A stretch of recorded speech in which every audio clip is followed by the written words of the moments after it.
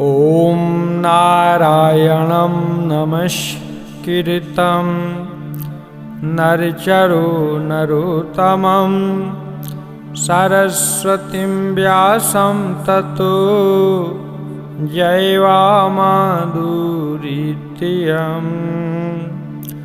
भगवान जी से श्री गरुड़ जी महाराज ने पूछा कि हे भगवान जी, हमें आप यह बताइए कि आपने हमें पहले अध्याय का जो पाठ सुनाया है, उन सब कष्टों को भोग करके प्राणी जो है यमलोक में किस प्रकार के कष्टों को पाता है और उसको किस प्रकार पार करता है, हमें यह बताइए।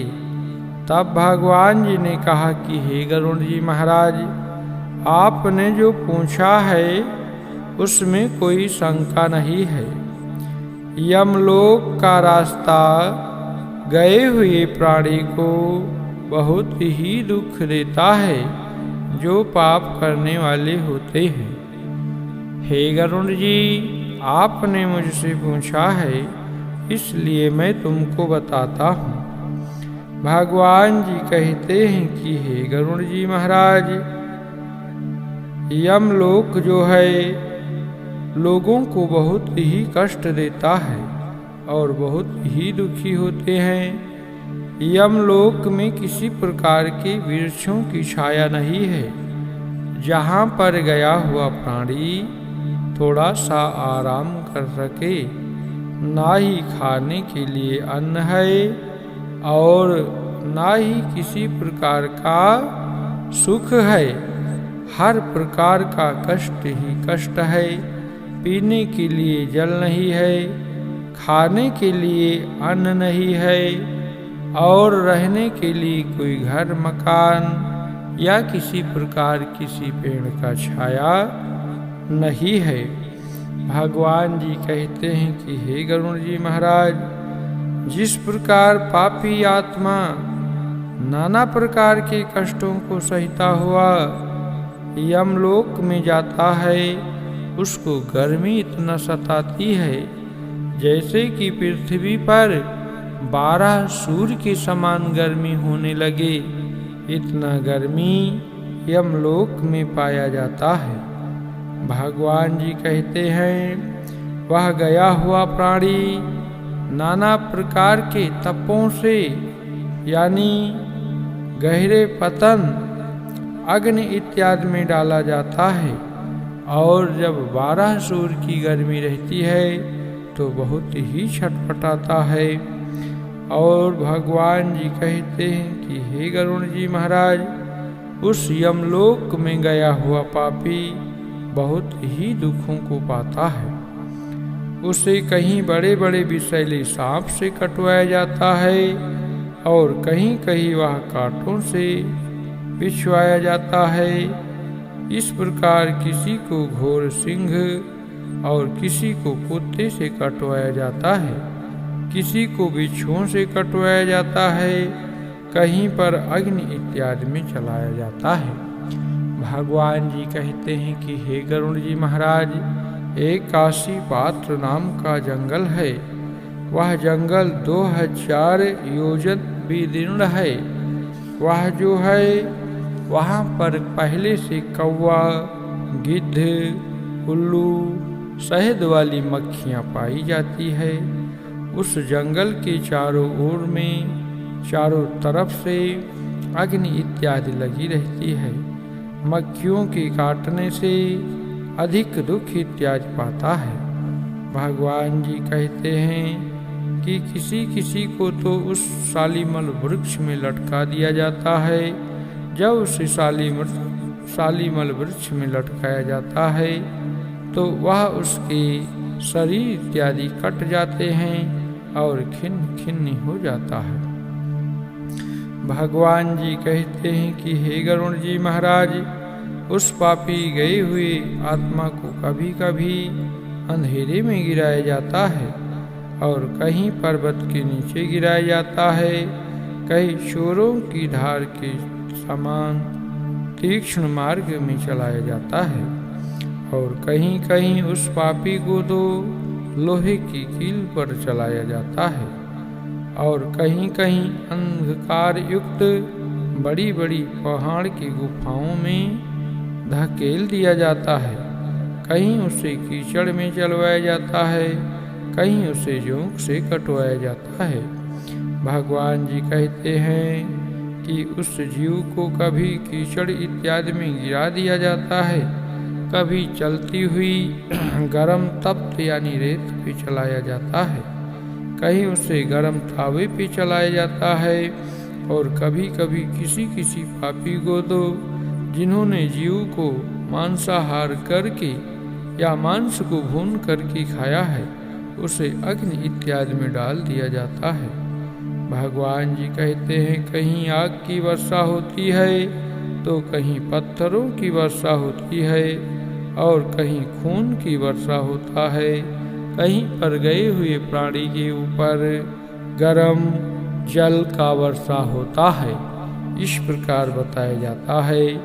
भगवान जी कहते हैं तब वह बहुत दुखों को पाता है। इस प्रकार कहीं घोर गुफाओं में घुमाया जाता है, कहीं पहाड़ के कंदराओं से गिरा दिया जाता है, कभी उसे गहरे अंधकार में धकेल दिया जाता है, कहीं पर पीप तथा रक्त से भरे हुए कहीं विष्ठा के कुंड में गिरा दिया जाता है जिससे उसे रहना पड़ता है। भगवान जी कहते हैं कि हे गरुण जी महाराज, बीचों बीच यानी मध्य में एक वैतरणी नाम की नदी है जिसको देखने से मात्र प्राणी दुख इत्यादि को पाता है। भगवान जी कहते हैं कि वैतरणी नदी जिसके सुनने मात्र से गया हुआ प्राणी दुखों को पाता है।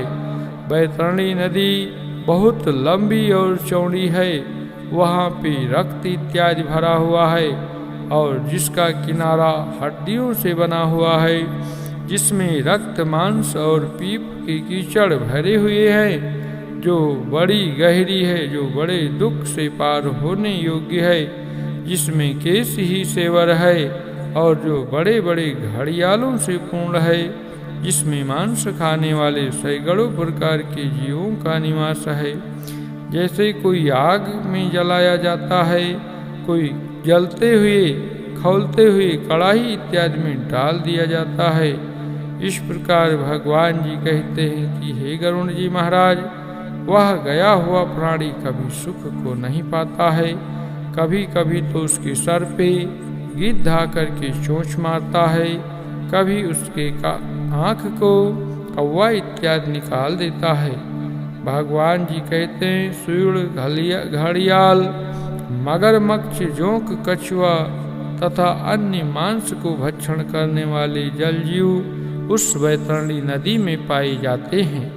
वैतरणी नदी में छोड़ा गया हुआ प्राणी रोता है, चिल्लाता है, इधर उधर भागता है, हे भाई, हे पुत्र, हे पिता, ऐसा कह करके वह बार बार रोता है और चिल्लाता है। वह पापी जब भूख से प्याड़ित कीड़े उसको काटते हैं तब वह रुधिर और मांस खाने को मिलता है।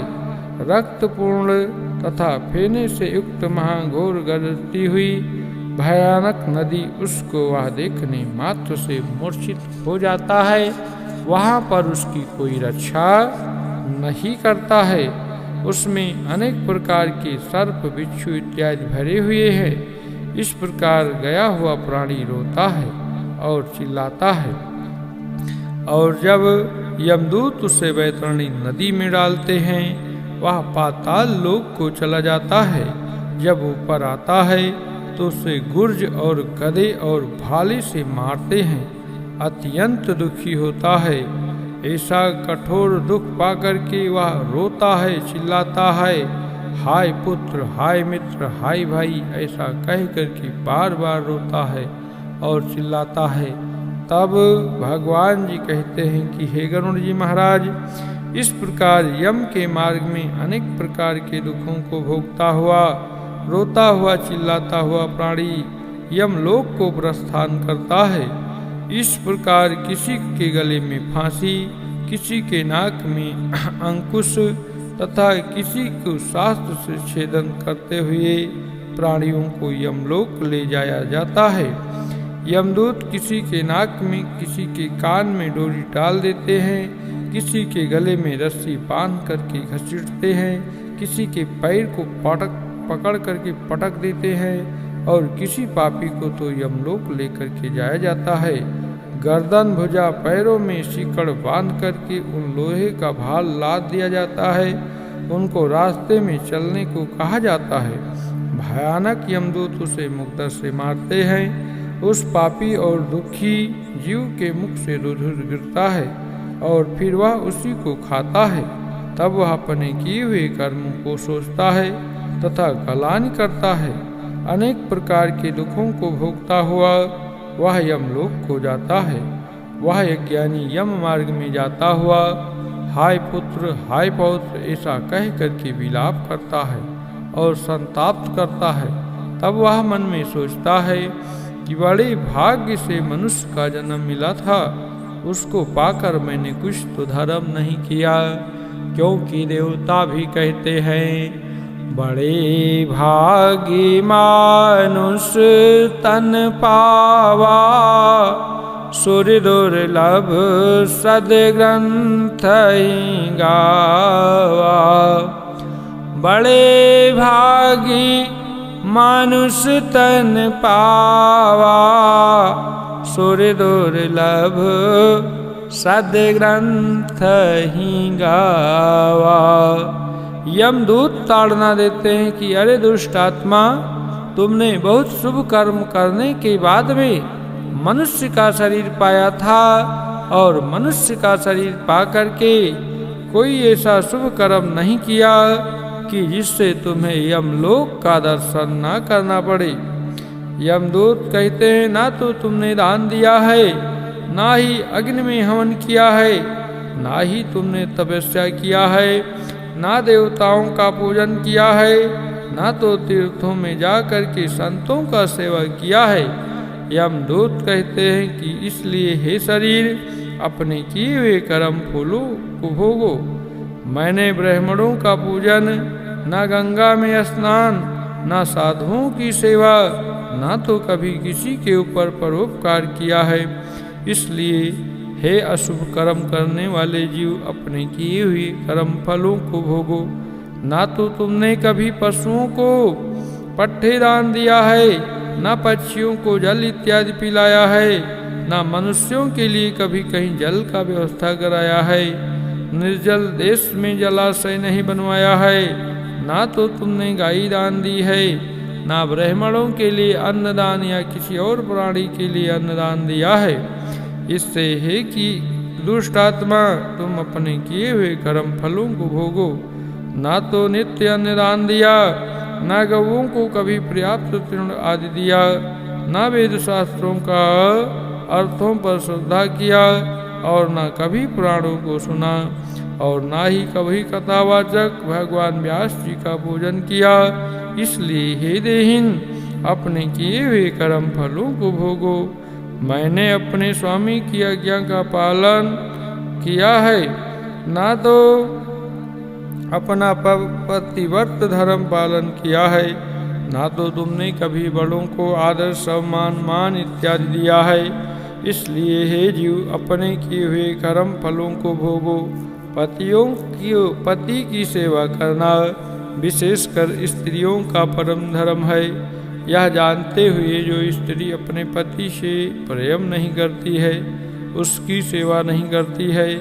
इस प्रकार जो कोई पति के दिवंगत हो जाने के बाद में भगवान के नाम को नहीं जपती, अन्य किसी से प्रेम करती है, वह तो अवश्य नरक को जाती है। इसमें थोड़ा सा भी संदेह नहीं है। भगवान जी कहते हैं कि हे गरुण जी महाराज, पूर्व कर्मों के द्वारा अत्यंत दुखदायी नारी का शरीर पाया, ना तो मासोपास किया, ना चंद्रायण व्रत किया, ना नियमों को धारण किया, ना शरीर को कलेश रहित किया। इस प्रकार स्त्री पुरुष जीव अनेक प्रकार के विलाप करते हैं, रोते हैं और चिल्लाते हैं और याद करते हैं कि मेरा मनुष्य का शरीर कहाँ चला गया। ऐसा सोच करके कहता हुआ वह जीव यम मार्ग में जाता है। भगवान जी कहते हैं कि हे गरुण जी महाराज, वह गया हुआ आत्मा और जीव 17 दिन तक प्रेत रूपी वायु के समान चलता है। हे गरुण जी महाराज, 18वें दिन वह प्रेत सौम्यपुर नगर में पहुंचता है। उस सौम्यपुर नगर में महान प्रेतों के गण रहते हैं। पुष्पभाद नाम की नदी है और वहीं अत्यंत सुंदर सुखकारी है। सुंदर एक वट का वृक्ष है। यमदूतों के साथ वह गया हुआ प्राणी थोड़ा आराम करता है और स्त्री पुत्र आदि के सुखों को स्मरण करता है और दुखी होता है। धन नौकर आदि मित्र स्त्री का चिंता करता है। तब वहाँ यमदूत कहते हैं कि धन, स्त्री, भाई यह सब सुख भोगने वाले कहाँ हैं? हे मूर्ख, आपने कर्मों को फलों को भोगो। इस प्रकार अधिक काल के मार्ग में तुम्हें चलना है। हे परलोक यात्री, तुम यम के पराक्रम को नहीं जानते हो। तुमने ऐसा प्राणियों के साथ चलने वाले हम यमदूतों के बल को तुम नहीं जानते हो। तुमने कभी ऐसा प्रयत्न नहीं किया जिसमें यम का यातना न सतावे। अब तो तुझे निश्चय करके यमलोक को चलना होगा। इसमें मोल भाव नहीं हो सकता है। यमलोक को तो बालक भी जानते हैं। क्या तुमने यम की यातनाओं को नहीं सुना है? क्या ब्राह्मणों के मुख से कभी पुराण नहीं सुना है? यमदूत ऐसा कह करके मुखदर से मारते हैं। तब वह मूर्छित होकर के गिरता है, फिर उठता है और दौड़ता है। यमदूत के फंदे से बलपूर्वक वह घसीटा जाता है। घर से वह 13वें दिन जीव चलता है। 18वें दिन सौम्यपुर नगर में पहुंचता है। वहां पर पहुंच करके अथवा श्रद्धापूर्वक पुत्र पौत्र द्वारा जो दान इत्यादि दिया जाता है, इसी से थोड़ा सुख पाता है और सौरपुर में गमन करता है। भगवान जी कहते हैं कि हे गरुण जी महाराज, उधर सौरपुर में यम के स्वरूप को धारण करने वाला एक जंगम नाम का राजा राज्य करता है। उसको देखकर वह जीव भयभीत होकर के भागता है और वहां जाकर के विश्राम भी करता है। उस नगर में पहुंच करके तिरपाचिक श्राद्ध में दिए हुए अन्न इत्यादि जल को भोजन करता है और उस नगर को पार करता है। इसके बाद वह प्रेत शीघ्रता से नागेंद्र भवन में पहुंचता है। वह अत्यंत भयानक जंगल को देखकर दुखी होता है, रोता है और चिल्लाता है। निर्दयी यमदूत उसको बार बार खींचते हैं और घसीटते हैं, ले जाते हैं। उस वन को वह प्रेत 2 मास में पार करता है। वहाँ घर वालों द्वारा द्विमासिक श्राद्ध में अन्न जल इत्यादि वस्त्र खा करके पहन करके फिर उन्हीं यमदूतों के साथ आगे चलता है। 3रे महीने में वह प्रेत गंधर्व पतनपुर में पहुँच करके परिवार वालों को दिया पिंड इत्यादि का भोजन करके आगे को चलता है और 4थे महीने महाशैलपुर नगर नमक में पहुंच जाता है। वहां पर उसे पत्थरों की वर्षा होती है। 4थे महीने में दिए गए पिंड इत्यादि को खा करके या श्रद्धा से घर वालों के द्वारा अन्न और जल जो भी दिया जाता है, इससे उसे थोड़ा सुख मिलता है। 5वें महीने में क्रोचपुर में पहुंचता है। वह 5वें महीने में दिए गए श्रद्धा इत्यादि को खाकर क्रूरपुर में पहुंचता है, जहाँ अत्यंत निर्दयी प्राणी रहते हैं। 5.5 महीने में दिए हुए अन्न और जल को खाकर वहाँ ठहरता है। आधे मुहूर्त तक ठहर करके यमदूतों के द्वारा आगे को चलता है। वह आधा मुहूर्त तक ठहर करके यमदूतों के ताड़ना से कांपता है, अति दुखित होता है। यमदूतों के द्वारा घसीटा हुआ उस नगर से चलता है। वहाँ से चलकर विचित्र भवन नगर नामक में पहुँचता है, जहाँ विचित्र नामक यमराज का छोटा भाई राज्य करता है। वह बड़े शरीर वाले विचित्र जीवों को देखकर भागना चाहता है, परंतु परवश में पड़ा रहता है। तब उस प्रेत के आगे बैतरणी खेने वाले मल्लाह इत्यादि आकर के कहते हैं कि हम लोग बैतरणी नदी के पार उतारने वाले हैं, हाँ, यदि तुमने पुण्य किया है तो आकर के हमारे नौका में बैठ जाओ।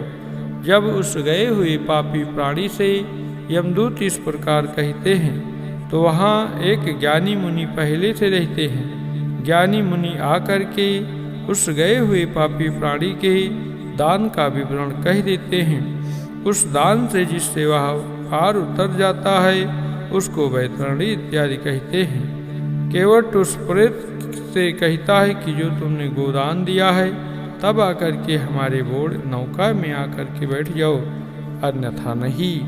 उसके वचन को सुनकर वह प्रेत केवल हाँ देव ही कहता है और वह नदी उबलने लगती है।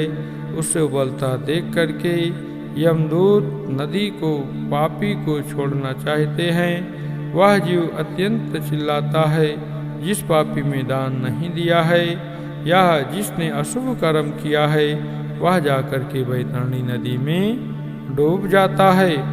आकाश से चलने वाले यमदूत उस प्रेत के मुख में कटिया फंसा करके मछली की तरह घसीट करके उस जीव को नदी से पार उतारते हैं। नदी में पार पहुंचकर 6वें महीने में दंत साध इत्यादि खा करके आगे को चलता है। फिर भूख से व्याकुल वह अब रास्ते में जाता हुआ रोता और चिल्लाता है। 7वें महीने में ब्रह्मपद नगर में पहुंचता है। वह पुत्रों के द्वारा 7वें महीने में जो श्रद्धा से अन्न जल इत्यादि दिया जाता है उसी को खा करके वह तृप्त इत्यादि हो जाता है। हे पक्षियों की राजा श्री गरुण जी महाराज, उस जीव को उस नगर को पार करके दुखदपुर में पहुंचता है। इस प्रकार वह आकाश मार्ग से चलता हुआ अनेक प्रकार के दुखों को भोगता हुआ 8वें महीने में जो श्रद्धा से दिए हुए अन्न इत्यादि जल को ग्रहण करता है वह आगे सुख इत्यादि पाता है। 9वां महीना पूरे होते हुए नाना क्रंदपुर को पहुंच जाता है। वहाँ नाना क्रंद गणों को देखकर अत्यंत दुख से व्याकुल होता है, रोता है और चिल्लाता है। फिर यमदूत के धमकाने से बड़े कष्ट से चलता हुआ 10वें महीने में सप्तभवनपुर में पहुंचता है। वह 10वें महीने में मांस के पिंड और जल को खा करके तृप्त नहीं होता है। फिर वहां से चलकर 11वें महीने में रौद्र नगर में पहुंचता है। वह 11वें महीने में दिए गए श्रद्धा से अन्न और जल को खा करके आगे के लिए चलता है। 11.5 महीना पूरा होते हुए पायोवर्षण नगर में पहुंचता है। वहाँ प्रेतों को दुख देने वाले मेघ बरसते हैं।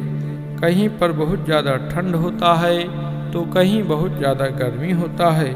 साध अन्न आदि को दुखपूर्वक खाता है। साल पूरा होते होते प्राणी शीतढ़ई नगर में पहुंचता है। हिमालय से भी 100 गुना ऊंचा है। जहाँ भूख और प्यास उसे 10 दिशाओं में सताता है और यह सोचता है कि मेरा कोई बंधु है जो मेरे इस दुख को मिटावे, तब उस जीव से यमदूत कहते हैं कि तेरा पुण्य कहाँ गया, जिस पुण्य के बल से तुमने इस दुख से छुटकारा पा सकते हो।